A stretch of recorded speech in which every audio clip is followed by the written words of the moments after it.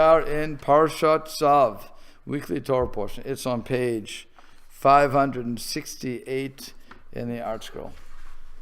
So it says, let's start off. We're going to be dealing with Karbanot here, as we learned in the what's it called? Share and Bear on Sunday.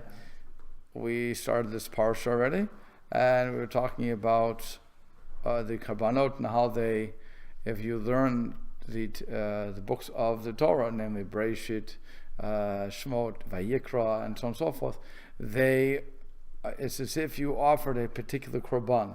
Remember that? And so I forget exactly what each one was. The Bereshit was the Olah, the Shemot was, I know Vayikra was Chatat. Shemot was, what was Shemot? It was, come on guys, help me out. What was it?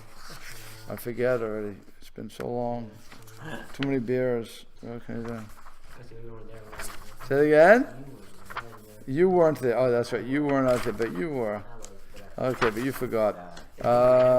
Say it again? And I didn't drink. You didn't even drink. There you go. It was a very interesting thing that he was doing.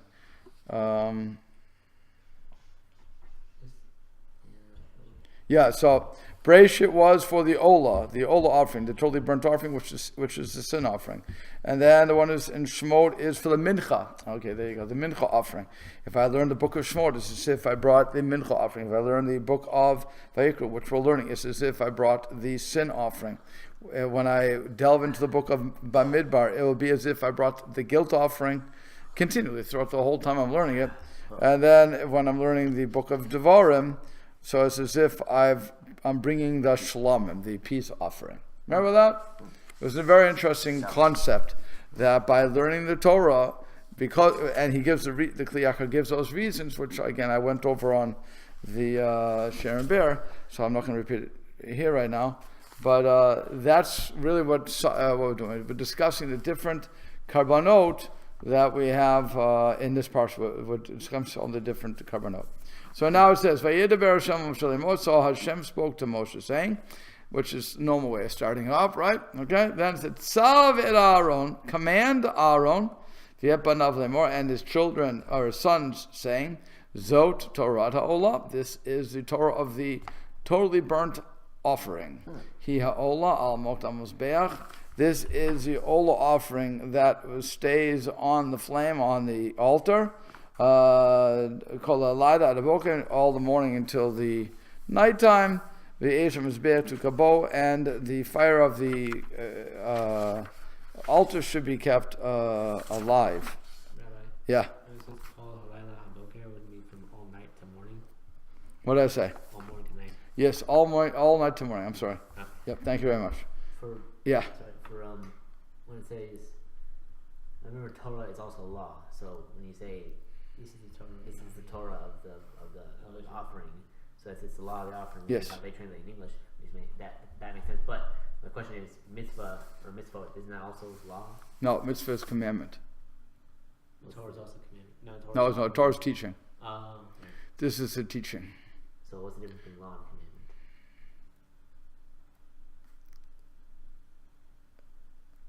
and commandment? You're asking what's the difference between Torah and mitzvah.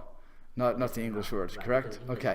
So I'm not really interested in the English. Right. So Torah is, again, the shorish for Torah is yara, to teach. Mitzvah, they say that the commandment, the shorish is to join. You're joining links. So that would be one. I'm hooking up with God. I'm connecting to God, and the other one is I'm teaching something. When it comes to, that would be the major differences, the approach.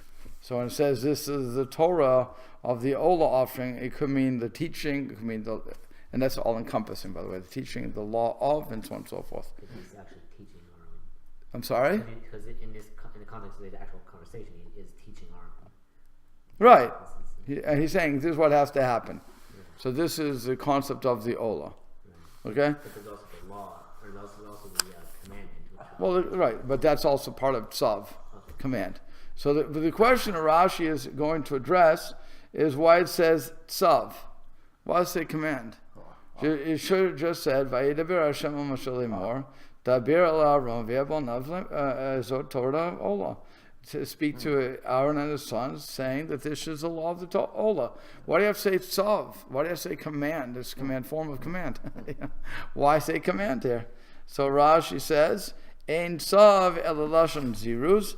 Whenever it says in this case, I should say, command can only be meant to express urging on.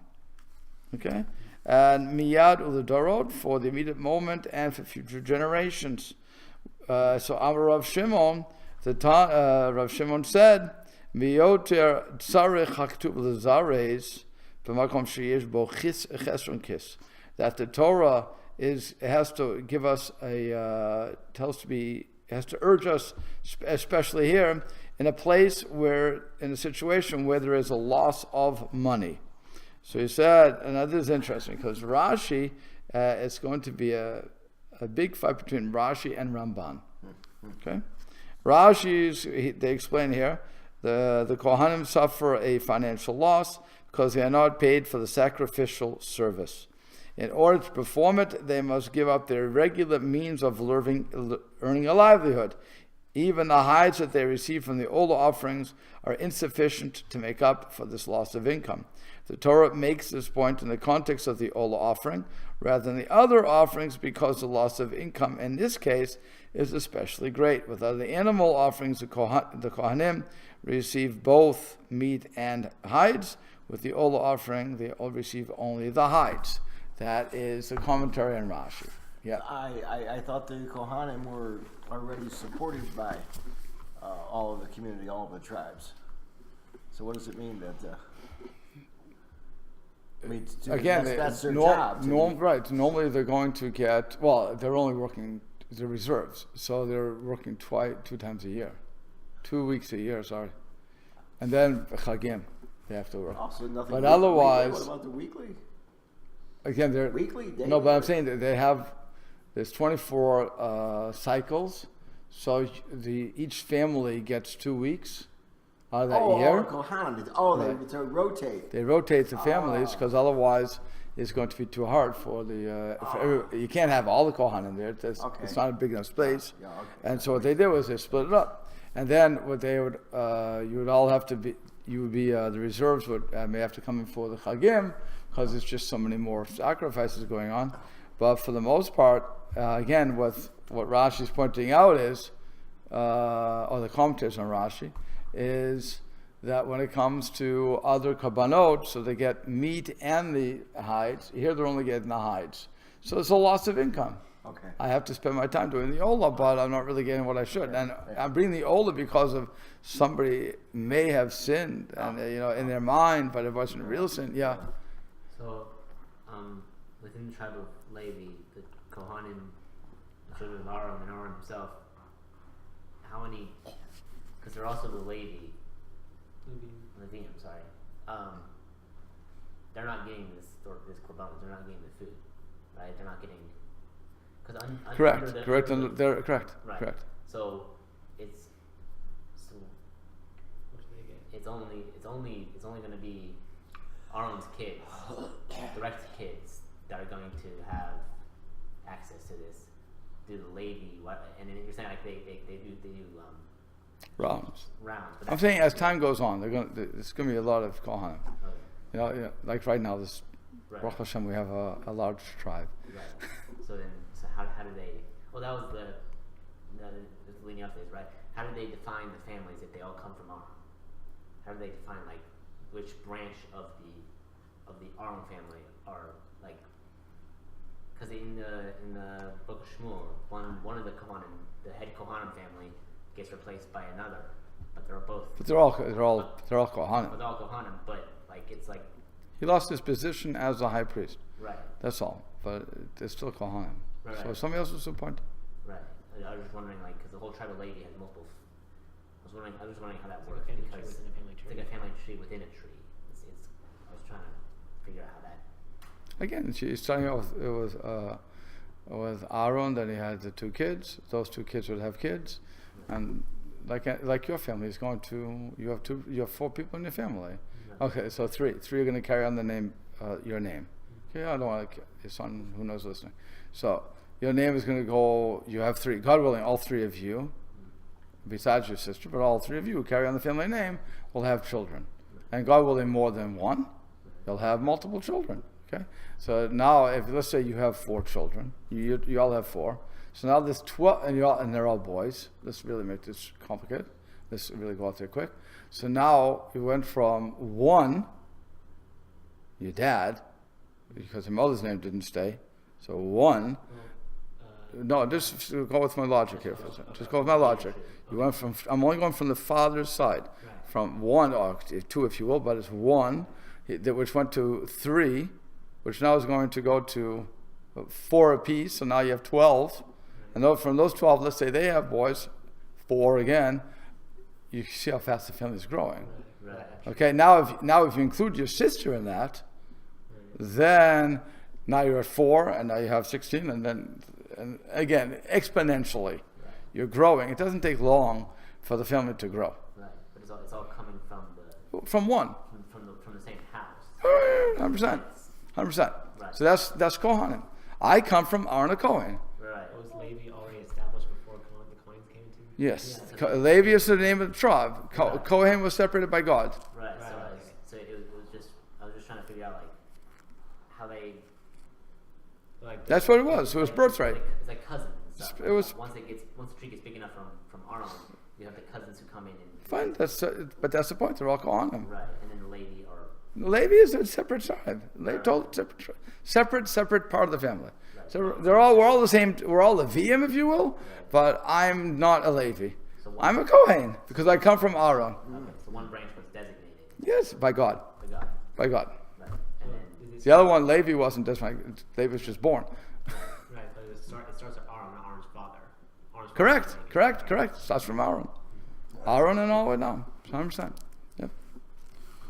Because Aaron's brother was Moshe. Moshe's not a Levi. I mean, Moshe's not a Kohen. He's a Levi. Yeah.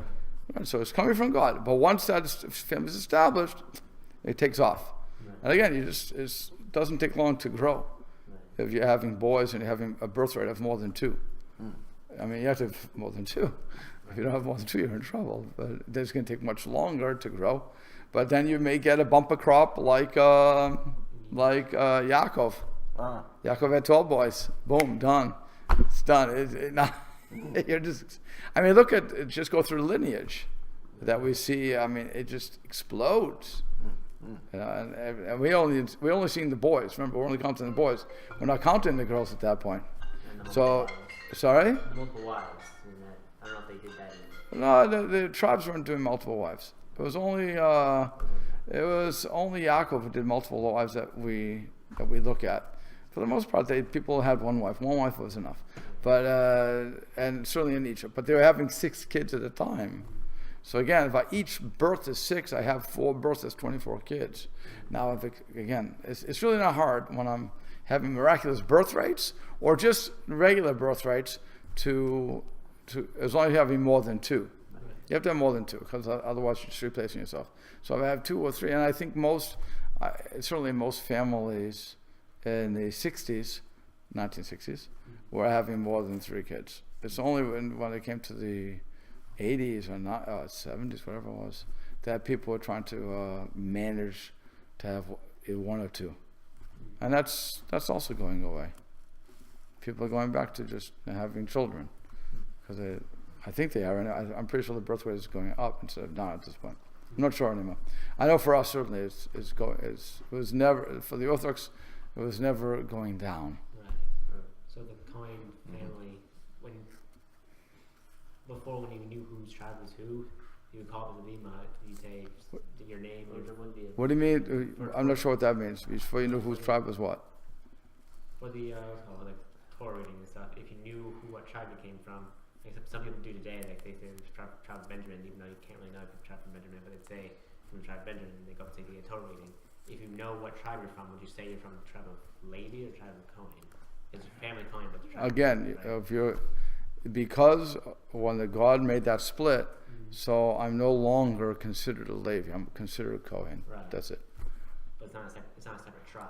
No, it's not a separate tribe, but it's an honorific title, if you will, which has responsibilities, but it's an honorific title. When I'm going up to the Aliyah, the only reason we call it Kohen and Levi, which is a totally different subject, but I'll just cover it really quickly, and let's not get stuck on it, okay? Just promise me that.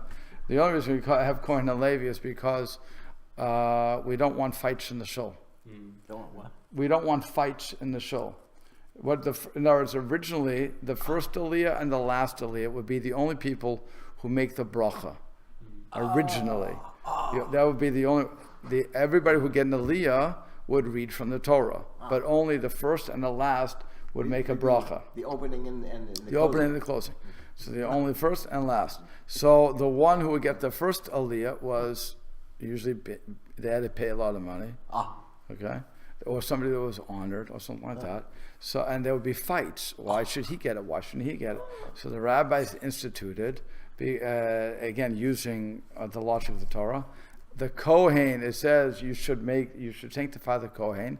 So they learned that out to say, how do you sanctify the Kohen? You give him the right to lead benching.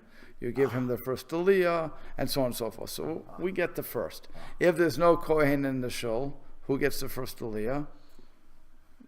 You could get as a Yisrael, even as a Levi here. You have just as much right as a Levi. But if I'm in the shul, nobody has the right to do it. It's only me. Yep. Unless it's not Kohen, of course. But I'm saying if there's a Kohen, we are it. And you can't, we could always walk out. There's a lot of ways to get out of me doing it, but it's, I get the honor right away. If I'm in the room, why do I always lead benching besides being the rabbi and such a high and holy role that I am? Because I'm a Kohen. So I automatically get that. It's just one of my privileges of being of that rank.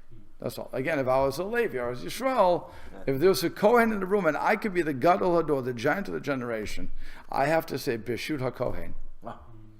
Who's a no good for nothing bum at the end of the table, but he's there and he's a Kohen, Bishut HaKohen, because I have to ask permission.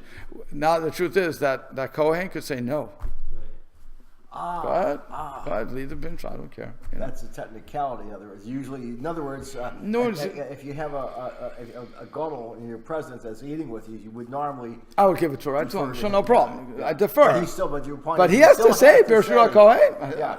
He has to say it. Yeah. He has to ask for permission. I have to, I always joked when, people, I said, well, what do you do? I said, no. They said, we hand it over to you. What are you talking about? You say, no, it's no. How are you getting it up? But so you understand? So Kohen was just, God designated us from Aaron, period. Once that happened, we were split. When it came to all the other stuff, like you see today, it doesn't matter which tribe you're from. When it comes to Binyamin, Issachar, who cares? Even if you can prove it, who cares? You wouldn't get more of an Aliyah because of that. If you want an Aliyah, put the money down and we'll give you an Aliyah.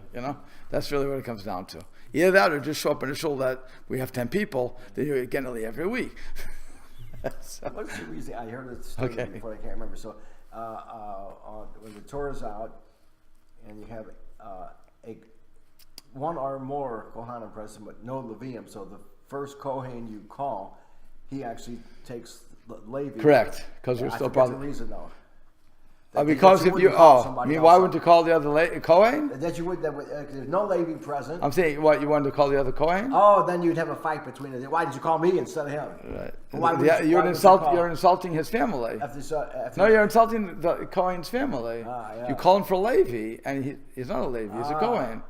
If you call Yisrael, so it would be, and he's it not would be a Levi. pecum to his family. He's not a Levi. He's a Kohen. So you're telling me he's not really a Kohen. That's again, it's not hard to get the politics going to show.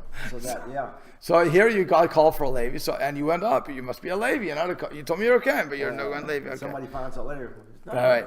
And then you can't call Yisrael. You can't call Yisrael because now you're insulting. Now you're insulting that second Aliyah. So now you have to. That's why you give the Kohen the second one. The Kohen does it twice, and that's it. Second one. That's it. Yeah. That's why I get double so many times because we don't have Levium here. And that's why in the shul for a long time I was getting double Aliyahs. That's why I'm so quick to, if somebody else is there, take it. Yeah. I'm not mocked on these things.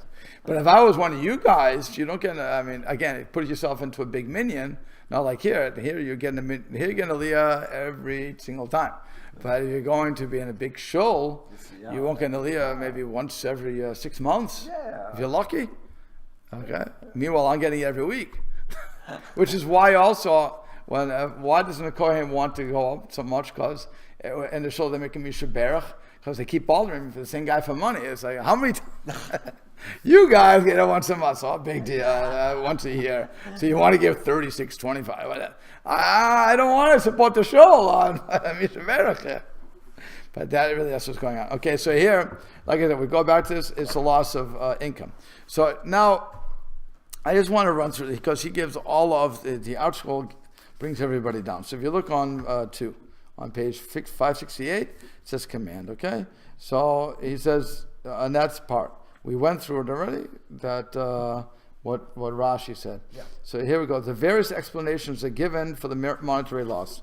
He says, in order to perform the sacrificial service, Kohanim must give up their regular means of earning a livelihood. Again, I'm there twice a year. Okay, 2 weeks a year, or whatever the case is going to be. Normally, I have to. I'm normally doing something else. I'm being called up to duty, so now I'm going to get paid for that. But if I'm doing the Ola offering, I'm not getting paid. I'm only getting half pay, as it were. I'm getting my hides. This financial sacrifice is particularly acute in the case of an elevation offering, for which the Kohanim receive nothing, since all of its meat is burned on the altar. Even though its hide does go to the Kohanim, that is hardly sufficient to make up for their loss of income. That's the Gur Aryeh. Again, a commentary is the Maharal, who is a commentary on Rashi. According to Ramban, like I said, there is a fight here.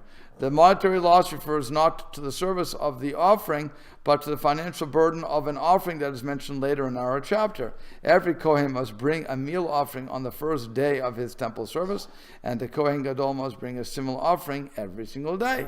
So that's their financial loss. Okay. Or Achayim suggests that the offering that entails this financial sacrifice is the daily continual offering, the Tamid. And that sacrifice is not limited to the Kohanim, but involves the entire nation. The morning Tamid is the key offering of the day, because no other offerings may be brought prior to it. Consequently, during a siege of Yerushalayim, every day the Jewish people paid enormous sums to their attackers for the lambs that were needed for the Tamid. And so those are the three main reasons that are being brought for the loss of money. You want to question? How many sieges were there at Jerusalem when the Jews were inside Jerusalem? I'm not sure, but the one that referring to here is the last one with the Romans. Right. That's what Baba Kama is referring to. Okay. So I'm not sure if there were others. Because when they mention just Ace, when they don't say the siege, but the Romans, they don't mention who did it or if it was this. Right. Specific one, they mention A. Correct. I was wondering, was that a regular? It could have been. I'm not sure. Historically, I'm not sure. But the point is that there's a loss of money. So, and that's all we're trying to figure out with the loss of money. But this is a big musser to us, that we have to, regardless of how much money we're going to lose, we have to be zariz, we have to be careful to get involved in doing the mitzvot. That's why it said tzav. It doesn't say daber, speak to. It says command the people. Because again, you have these kohanim who were doing their farm work or working for somebody else. They could have been sharecroppers. They could have been doing 100,000 different things. Who cares? But the bottom line is you pull them out of their homes to do this reserve duty, and they have to work. It's hard work. It's not. You guys, you do it with the animals. Okay. Chickens aren't. Yeah, so it's not big animals. You start dealing with the animals and start having to lift them and the flanks and everything else, killing them. First of all, I can't kill an animal, not a cow anyway. I can kill an ant, but not a cow. Okay, but any of these animals. But you have to have that stomach for it. So you have to go in and you have to do it, and you l'shem shamayim again. It's cold. You're walking around with bare feet in the temple, and there's stones and so on and so forth. It's not an easy life. Okay, even for and certainly since you're not doing it every day, you're doing it 2 weeks out of the year. It's a lot. I can imagine the back breaking work that they're doing. You having a problem with that? Speaking about Aaron, did they still have to take their shoes? No, in Aaron they had to take the shoes off, but as the tabernacle said, it was dirt. No, they're right. They're dirt there. Still cold. Yeah. Either cold or hot. I mean, you're in the desert, so either way, it's not a fun time. It's just not a fun time with all the blood running, and it's just a hard thing to do. Just looking at that, so I could see somebody saying, "I'll pass it up. I'll let you guys do it." And they said, "No, Tzav, command them. They have to go." Okay, so that's really, and whenever we have that feeling that somebody else can do the job, Tzav. Remember, it's a command.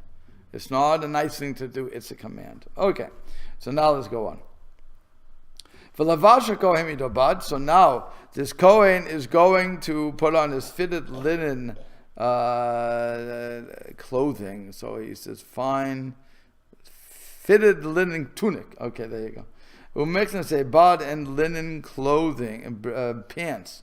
Yilbash al-basar, he should put on his flesh. He's going to lift up the ashes.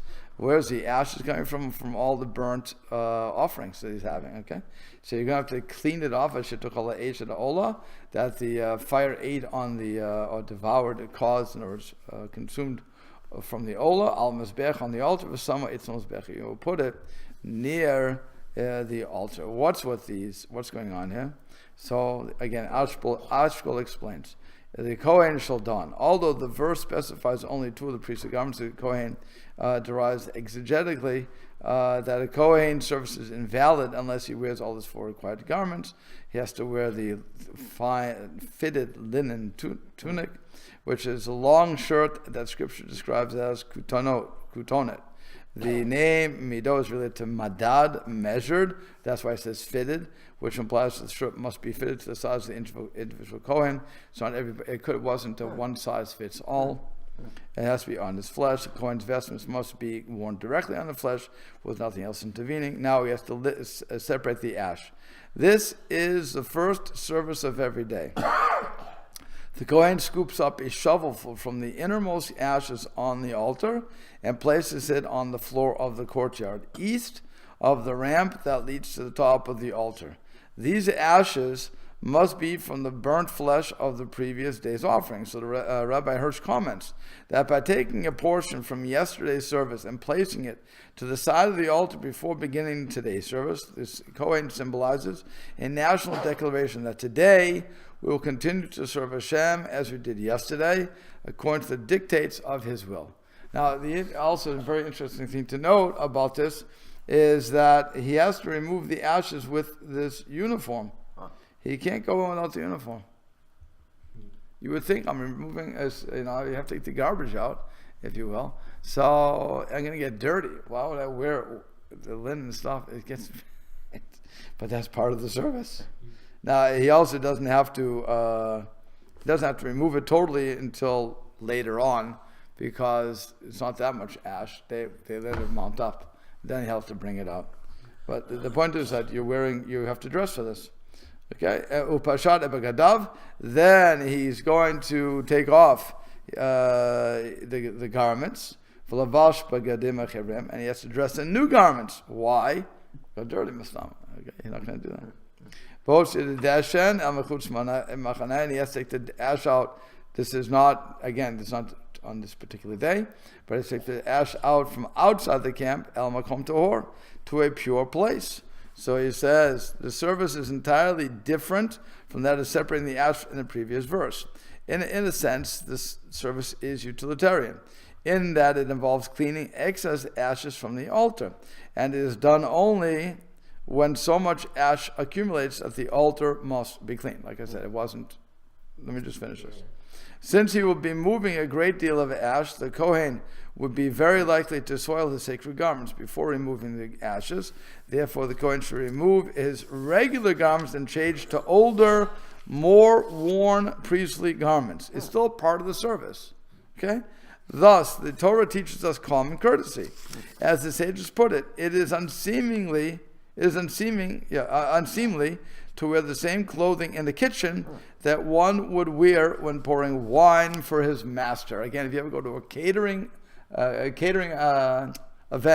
event, many times you'll see the cooks come out to the floor, where everybody's being served, and they'll have their flaming, whatever they do outside. They're cooking outside, but you've been at these places where they have the white hats. They're all dressed in their white garments, wonderful, clean stuff. Mm-hmm. Well, they weren't clean in the kitchen.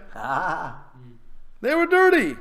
But when they're coming to the floor, you have to be dressed properly because you're representative of the caterer. Yeah. And who wants to see a slob? I remember when I was mishgiach, I was dressed because you're in the kitchen. So I was dressed. I didn't have my white shirts on. I was dressed for the kitchen, and it was a nice. I heard the music. I wanted to see what was going on. Came out. And the owner of the caterer said to me, "Rabbi, I love you. Get back in the kitchen." I said, "What's wrong?" He said, "You can't be out here unless you have a suit jacket on." Suit jacket. If you want to come out, next time you bring a suit jacket, no problem, I'll let you come out. And you don't have to wear a tie, but a suit jacket you have to wear. And then you're represented. Mm-hmm. But like that, I was coming out with dungarees or whatever it was. He said, "No, you can't. You're not allowed on the floor like that." And I learned. It was an interesting lesson. But that's what's going on here. If I'm representative of the caterer or God in this place, so then I can't. You don't take the trash out with those clothes on. Yeah. So he says, from this we learn the importance of changing into our best clothing in honor of the Sabbath after having worn something else while performing the menial chores in preparation for the holy day. This applies especially to women who generally do not attend the shul on Friday night. So here's something else. What do you do? Well, how do you dress for the Shabbos table? Do you just put on your, and you go into New York, you see women have these special Shabbos robes. I personally think they look like potato sacks, but okay, I never was part of that. I didn't like it, but it was special for Shabbos. Point is, they wore it only on Shabbos. They didn't wear it any other week. They didn't come in their pajamas, Baruch Hashem, but they came like that. Some people dress up for the Shabbos table, which I think is proper. And again, you don't put on your pajamas when you're going to sit down at the Shabbos table. I don't care what the rest of the week, you can do what you want. But Shabbos, on a holiday, you should dress appropriately. That's what we're learning. Yeah, what was your question? When you mentioned taking the ashes out to a spiritually proper place, is that what? Pure place, yeah. A pure place, right. If this was in the Mishkan, then they'd be moving. So obviously it's not a set place. How do they define a spiritually okay place? It would be set aside when they establish camp. It would be like total separation here. But if you think about the MASH units, they would have to dig a new latrine every time they would stop. So you set things up, right? So you're going to set a place, a makom Torah. Even though they wouldn't stop, even though they wouldn't stay there, they keep moving. Again, you have to set up. You have to set up wherever you are. You have to, because whenever the camp would whatever the cloud would settle, so they had to prepare what they were going to. You had to put it the Mishkan and so on and so forth. So you're going to make those places. But there's also not only referring to now, but it's also going to be referring to later action. In other words, when they become more established in Shiloh, for instance, they're there for 300 years. I think 300 years, and a long time. Let's put it that way. They're there in Shiloh for a long time. So you would have a place. You could bring certain things to that place. Okay. So the fire that's on the altar should be kept burning. And, okay, fine. We'll learn what that means. And then, lo tichbet, so, it should not become extinguished. And the Kohen shall kindle wood on it every morning, and he should set up the olah on that, and he should cause the fats to be and cause the fats of the peace offering to go up.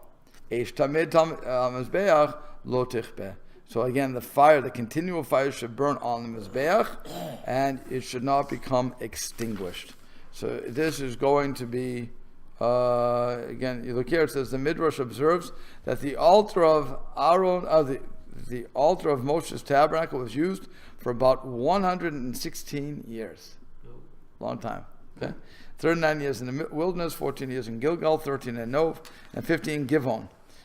During all those years, the fire burned continuously, yet its thin copper layer never melted and its wooden structure never charred. So that's a miracle, obviously. Yes. Even when they moved it? Yeah. Oh. Yeah, they would cover it with a cover, and it was always burning. Even if it was covered. Yeah. Again, it's That was miraculous. So- It's miraculous stuff. Yeah. You can't deal with miracles. Because you would say, it's going to lose oxygen, and so on and so forth. That was a miracle. It was like the Rashi says, it was.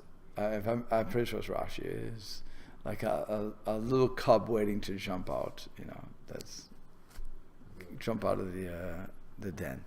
Oh, a bear. No, a lion. Oh. Lion cub. No, we're thinking America. No, you have to think. Right. I'm not sure where Rashi was. He was in France, so. Yeah. But he was he said like a little Ari. He's ready to jump. I'm pretty sure he's the one who says that. The flame out of the cover? The flame. The flame was always there. So it's ready to jump. No, it was ready to go. It never became extinguished. So Okay. it was a language. He's using a poetic language. Okay. Obviously, the flame wasn't ready to jump. The flame is inanimate. So. I know, like he'll say the flame to look at the wood or look at the flame. Yeah, I didn't. Okay. Okay. So yeah. And Rashi also says, by the way, that if you extinguish it, you've transgressed 2 negative commandments. Okay? So, because here it says twice, so you did it twice. So you transgressed 2 separate commandments. So you don't want to do that. Okay. And then it said they had to bring wood every morning.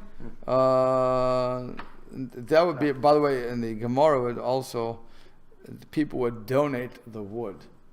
If you would, depends, if you're a big family, you would pay to donate the wood. You know what I'm saying? You would pledge. That's it. You pledge as much, to get the honor of supplying the wood.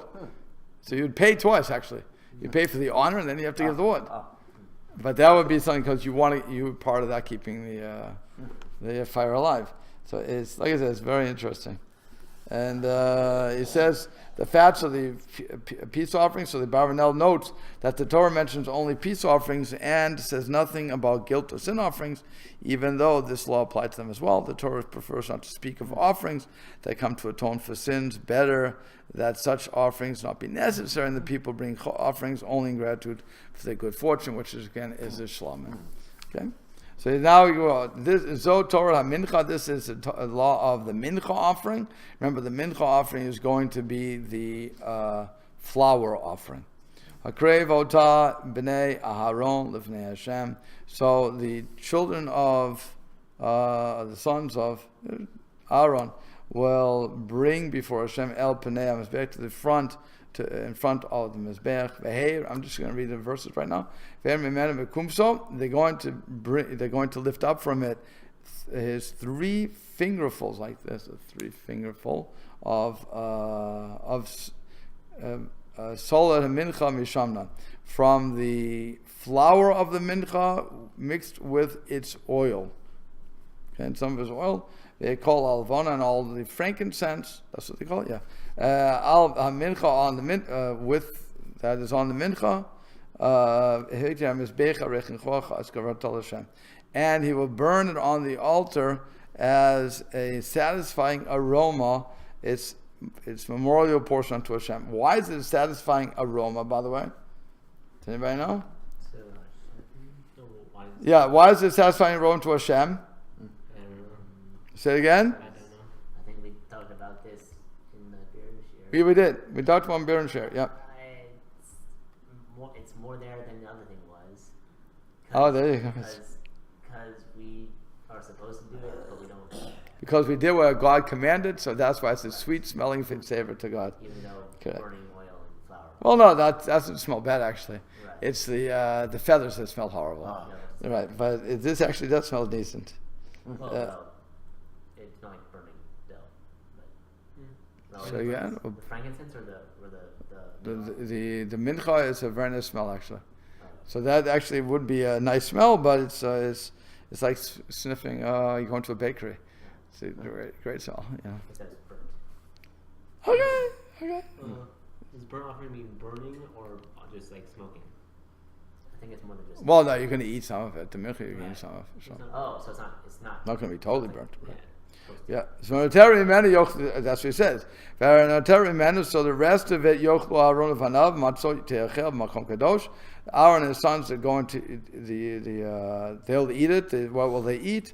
The matzah, these breads, it will be eaten. And it must be eaten, by the way, makom kadosh, in a holy place. Where is that? B'chasar al moed yochluah. So it has to be in the courtyard of the Ohel Moed. That's where it will be eaten. Okay, so he says. Again, look at some of the laws here. He says in 7 to 11. So he says the meal offering. This passage adds new laws.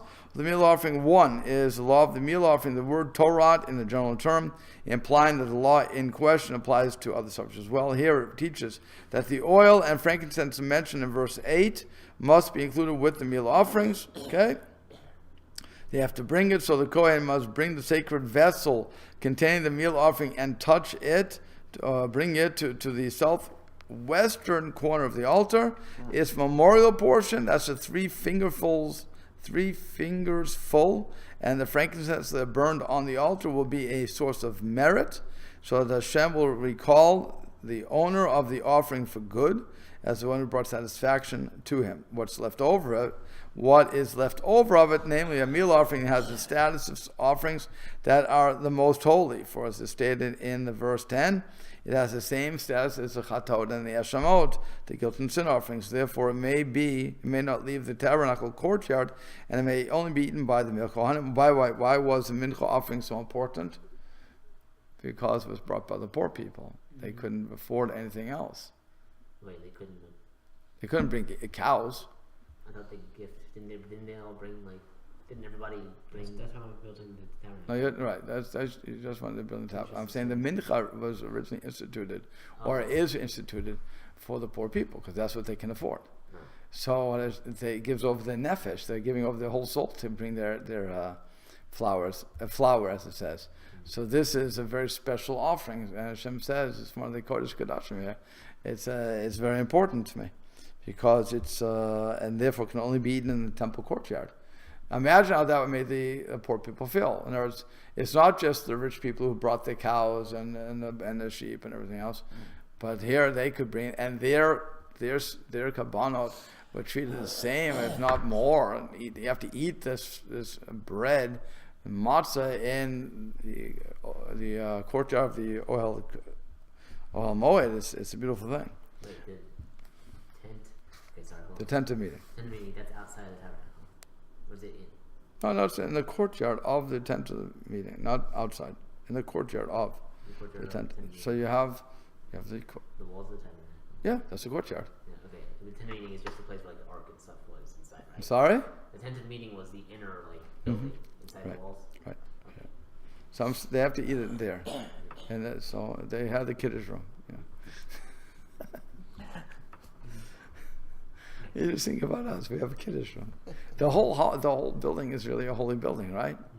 You know, it's very interesting that I have to remember back. I'm pretty sure you'll have to. Well, you grew up Reform, but when you went to Conservative, you wore a kippah throughout the whole building. Conservative, yes? Yeah, like Throughout the whole building, you wore a kippah. Grew up conservative. But I'm saying in the whole building you wore a kippah, yes? Absolutely. Okay. Yeah. See, that's not like the Reform. The Reform, they don't always wear a kippah. Well, sometimes they don't wear a kippah at all. Right. But what happened was, when you walked into the conservative synagogue, the entire synagogue, no matter where you were, you had to wear a kippah. That was done. Yeah, I don't know what they do now. They- But that was the old days. Yeah. Why? Because that was the island to Judaism, if you will. Yeah. So you wore it. You wore it because there you were Jewish. You had to follow the rules. So it's interesting. And so the same thing here. I'm comparing that when you're in the tabernacle, the Mishkan, so the entire area is holy. Now, some places are holier than the other places, no question. Just like the sanctuary of the conservative shul, or any shul, by the way, the sanctuary is going to be considered more holy than the other room. Again, I'll force you to go back in your days. I know it was my shul.